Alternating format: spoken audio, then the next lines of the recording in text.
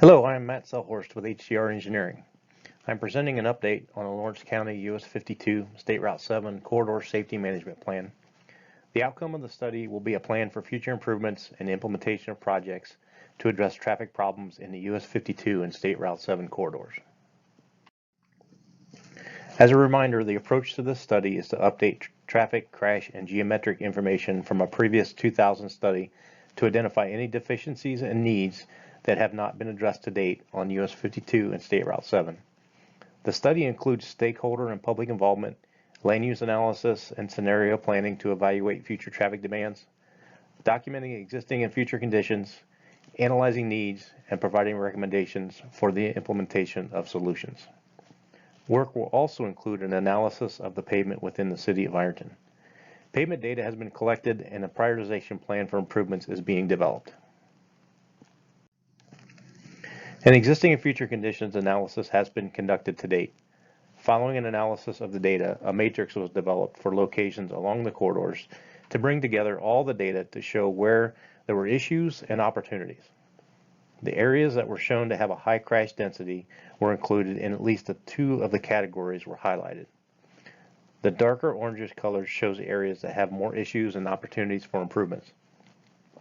This is helping the study team to direct resources to determine additional improvements and to provide guidance on developing a prioritization of the funding in the future.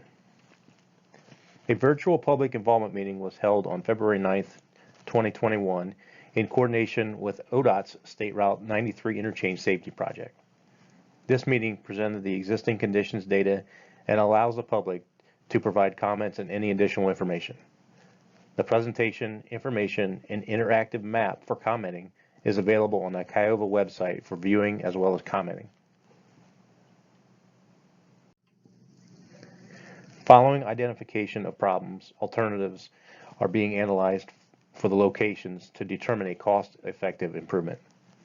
Using our analysis, in addition to analyzing the aggregate intersections and driveways along the corridor, we have identified a few areas for additional detailed concentration.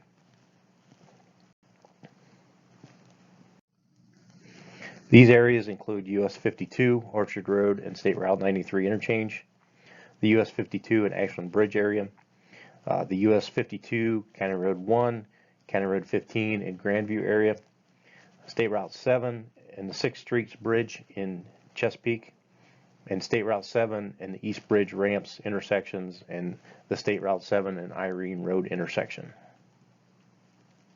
To date, we have begun to evaluate the 52 Orchard Road, State Route 7 interchange in Ironton, and the US 52 County Road 115 Grandview area in greater detail. At the State Route 93 interchange, ODOT has recommended to develop roundabouts at each of the ramp intersections. These are currently under design. The US 52 exit and entrance ramps configurations are currently under review by our team to address any of the design standards. Additionally, local officials have requested that the at-grade intersection of 52 and Orchard Road to the west be closed to eliminate the potential for crashes, as well as continuing the movement of the 52 corridor to a limited access freeway. This change, though, would create a need to cross Storms Creek. We've began to develop alternatives for the ramps and a connection from 93 to cross Storms Creek.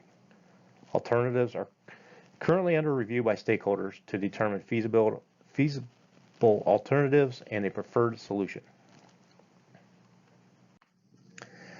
Additionally, we've begun to look at alternatives for the 52, County Road 1, 15, and Grandview area. A recommendation for the closure of County Road 1 and 15 at US 52 and a new interchange to the west of Grandview Avenue was developed in 2015. However, the cost for interchange is nearly prohibitive. Our team is investigating alternatives such as phasing the interchange with an overpass first, or the possibility of an R-cut design at the Grandview intersection. Again, the alternatives are currently under review by stakeholders to determine feasible alternatives and a preferred solution. The next step for the study is to complete the analysis at the focused locations, document the solutions, prioritize recommendations, and then make this available for stakeholder and public review in upcoming months. Please let us know if there's any additional information to include or any revisions to the data.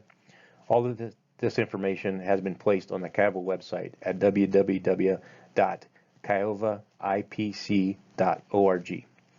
If you have any questions or comments on this information, please send them to me at 614-257-8353 or matt.selhorst@hdrinc.com, or you could send them to Bethany Wild at Kiowa. Thank you.